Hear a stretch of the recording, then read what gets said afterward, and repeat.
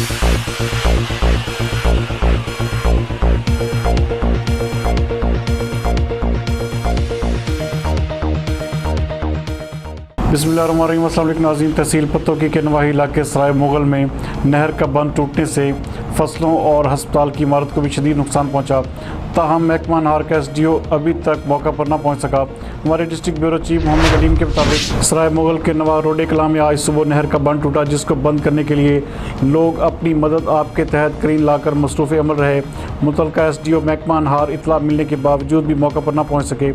इस नहर को टूटे तकरीबन 6 घंटे गुजर चुके हैं, ताहाल कोई भी अमला मौका पर नहीं पहुंच सका।